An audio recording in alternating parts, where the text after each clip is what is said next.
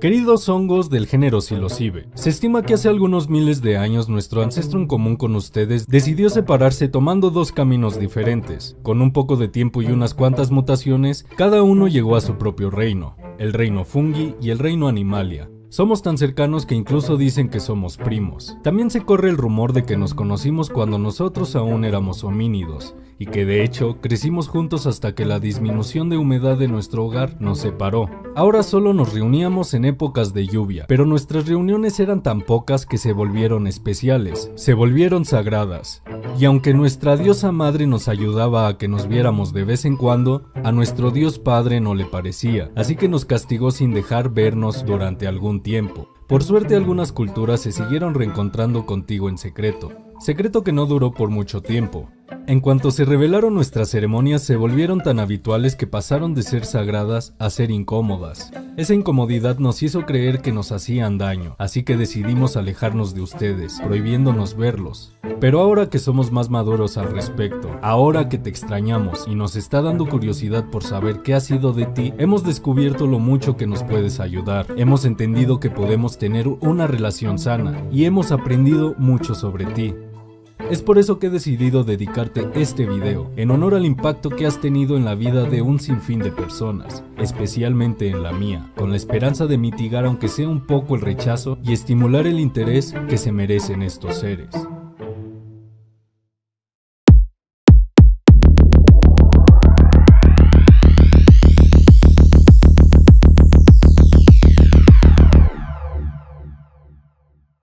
No se sabe con certeza en qué momento los humanos comenzamos a consumir hongos psilocybe. La hipótesis que nos remonta a la época más antigua es la de Terence McKenna, quien dice que fueron consumidos hace millones de años por homínidos. Según él, el consumo durante varias generaciones hizo mutar a nuestro cerebro, ocasionando el salto evolutivo que dio el homínido hacia el ser humano. Es decir, gracias a estos hongos pasamos de pelearnos con piedras y palos a desarrollar el lenguaje, construir templos para nuestros dioses, realizar arte, crear máquinas, desarrollar teorías matemáticas, detectar ondas gravitacionales y pelearnos con piedras y palos, pero esta vez con ropa.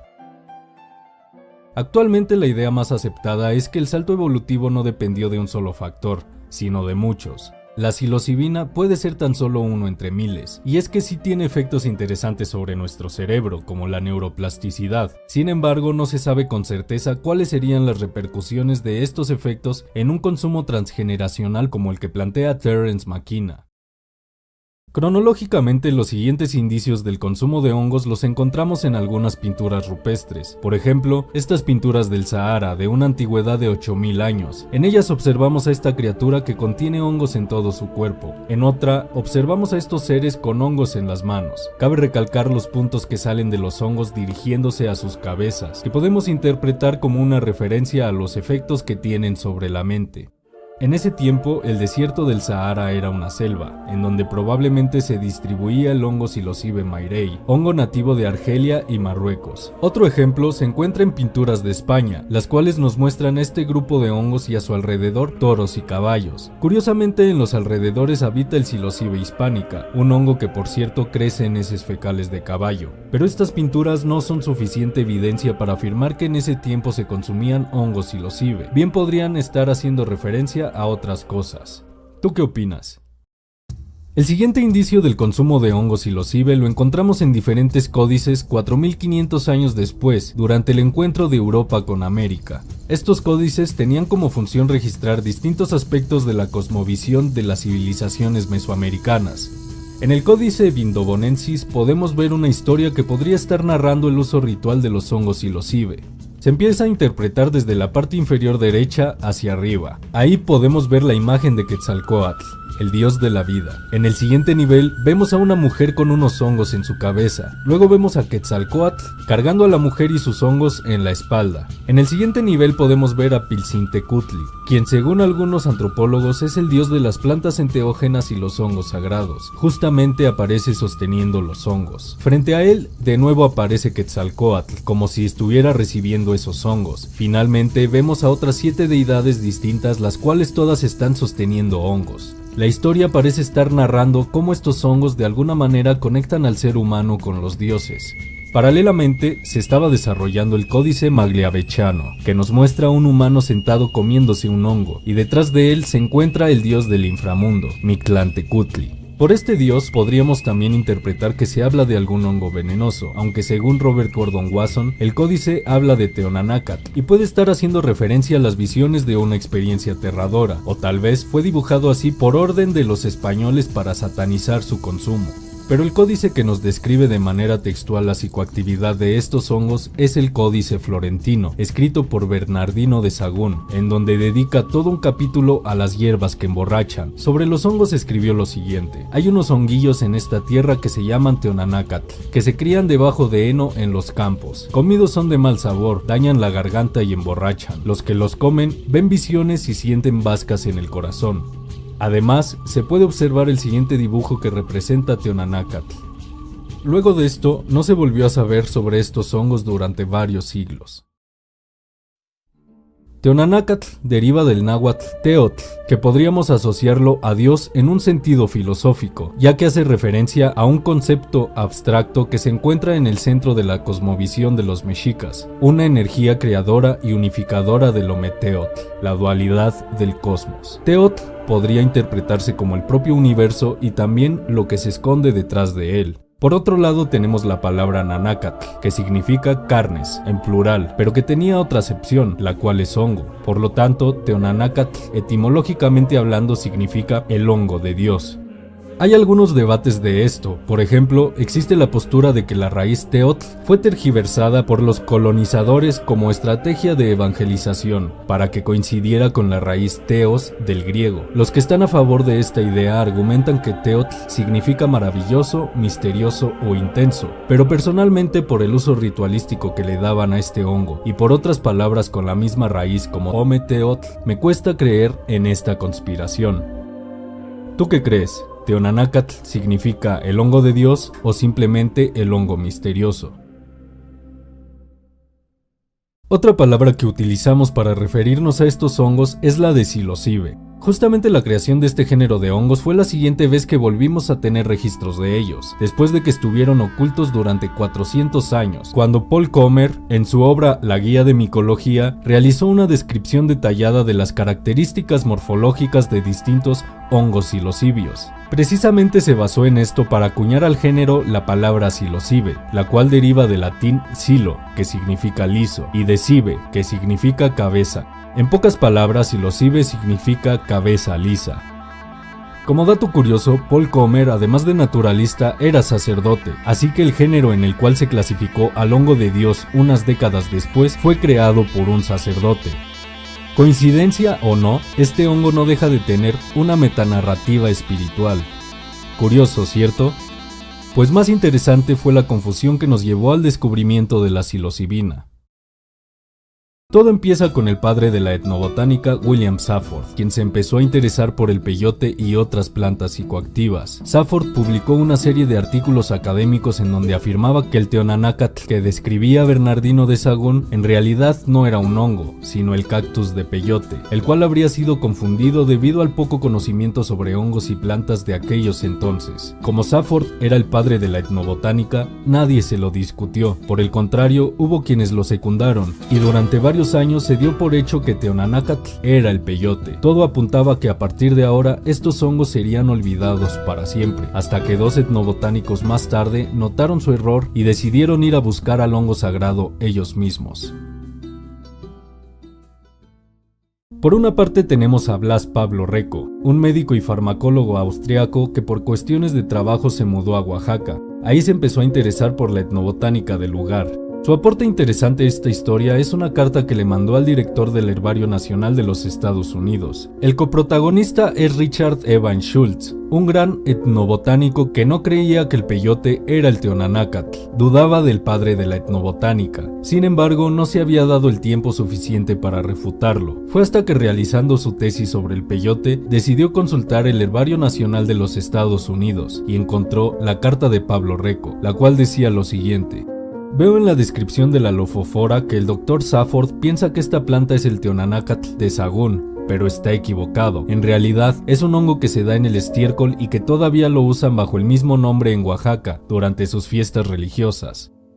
Schultz decidió contactarlo y en respuesta Pablo Reco le envió por correo una muestra del mítico Teonanácatl, la cual llegó en muy mal estado, así que Richard Evans Schultz solo pudo identificarlo erróneamente como un hongo del género Panaeolus. No obstante, mandó a su equipo a investigar directamente al Teonanácatl en Oaxaca.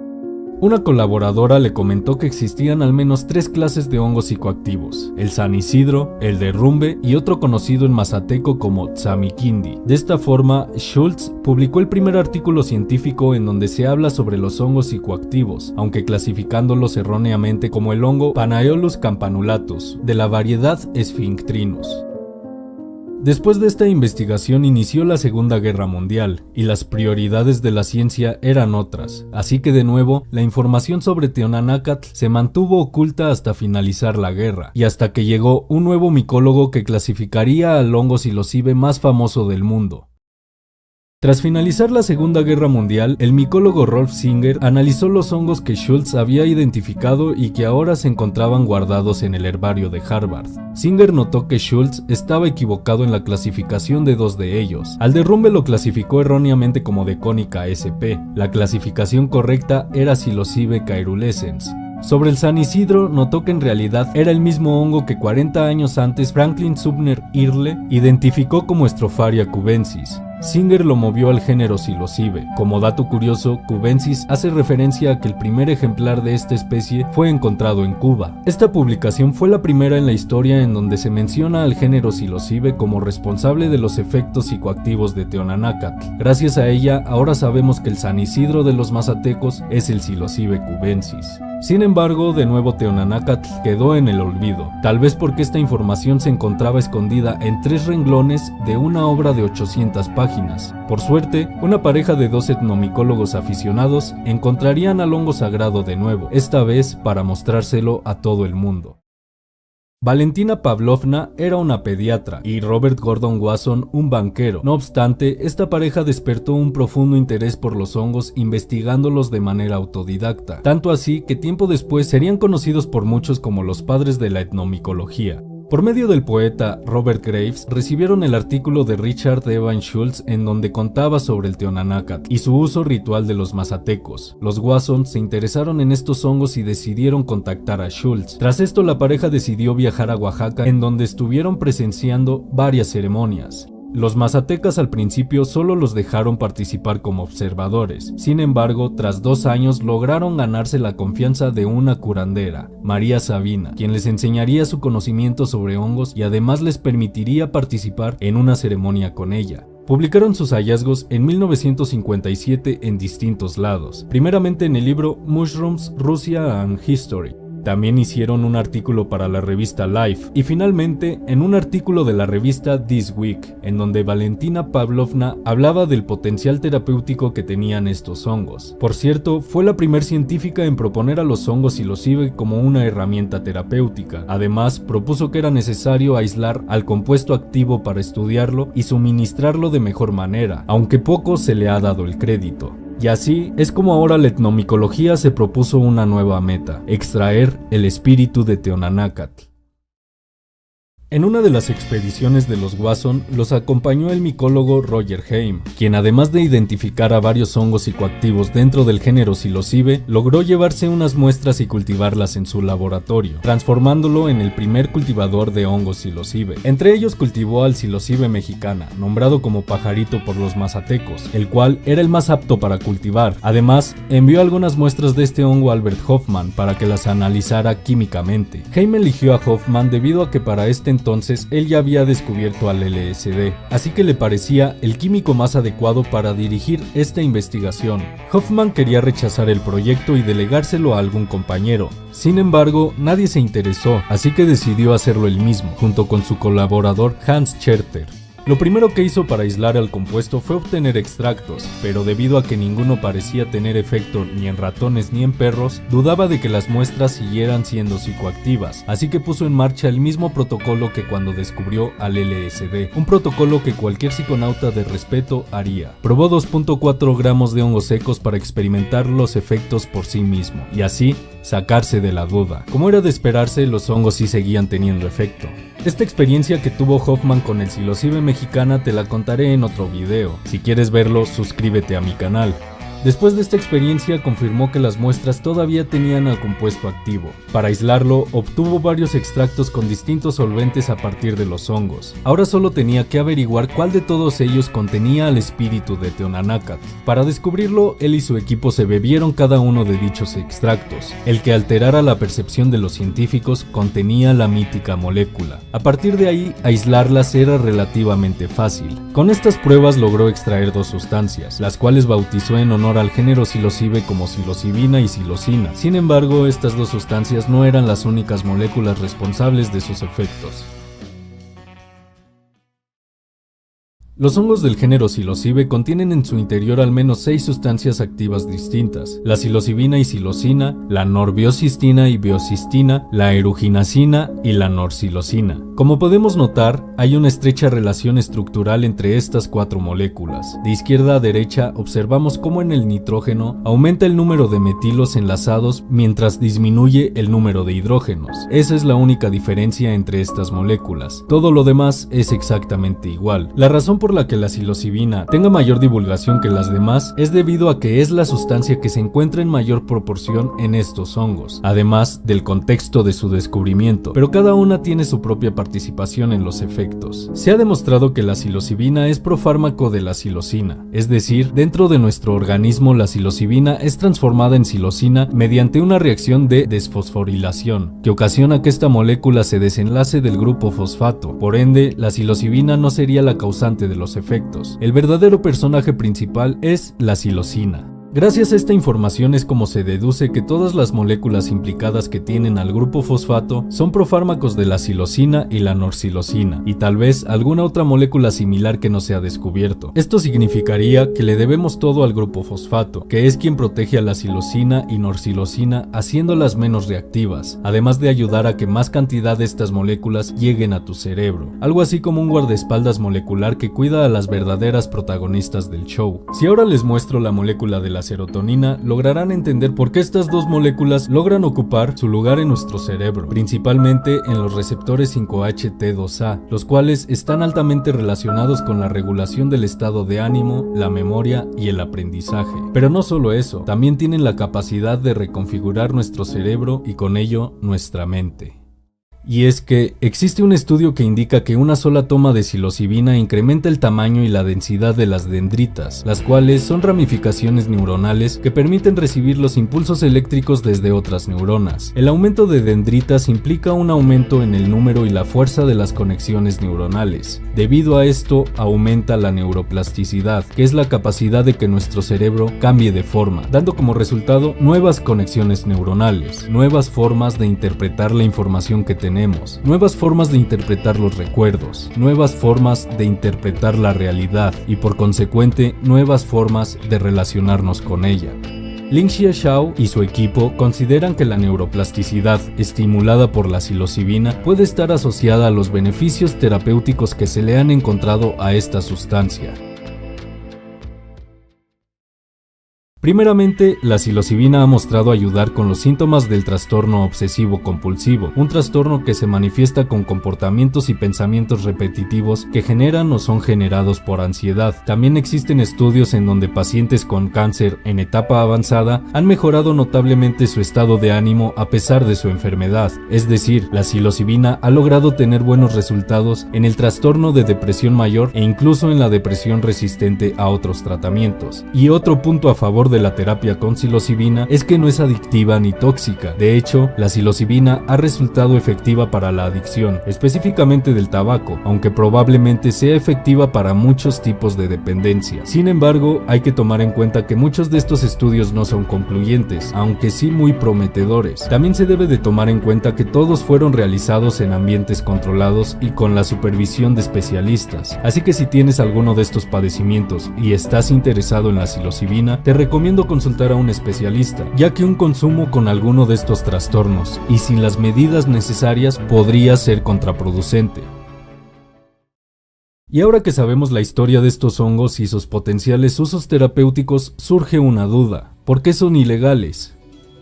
La hipótesis de Terence McKenna planteó que el homínido dejó de consumir hongos psilocibe con regularidad debido a que las lluvias se convirtieron en algo estacionario. Eso ocasionó que los humanos solo tuviéramos acceso a los hongos en épocas de lluvia, por lo cual la práctica se volvió de difícil acceso, hasta convertirse eventualmente en algo selectivo. Solo los chamanes que sabían cómo manejar a estos hongos y los pacientes que los necesitaban podían usarlos. El consumo de hongos psilocibe se convirtió en algo ritualístico y ceremonial. Además, algunos antropólogos sostienen que la iglesia, al intentar evangelizar a los mesoamericanos, satanizaron a varias de nuestras tradiciones. De esta forma, el consumo de Teonanácatl disminuyó drásticamente, y fue así como se mantuvo oculto hasta el siglo XX. En los años 60, durante la revolución psicodélica, varios factores causaron la degradación del movimiento hippie, lo cual generó un consumo desmedido e irresponsable de los psicodélicos. Esto fue el pretexto perfecto para que un gobierno autoritario como el de Richard Nixon le declarara la guerra a las drogas sin quitarse el emblema de la paz, y prohibiera la investigación de estas sustancias sin quitarse el emblema de la libertad. Hay hongos con la capacidad de transformar la materia orgánica en descomposición a nutrientes para la materia viva. Hay hongos que desarrollaron sustancias que combaten a las bacterias que nos enferman. Y están estos hongos, que pueden cambiar la depresión, ansiedad y angustia en felicidad, inspiración y paz. Ay, querido psilocibe, ojalá pronto la sociedad empiece a apreciar tus cualidades para transmutar la realidad.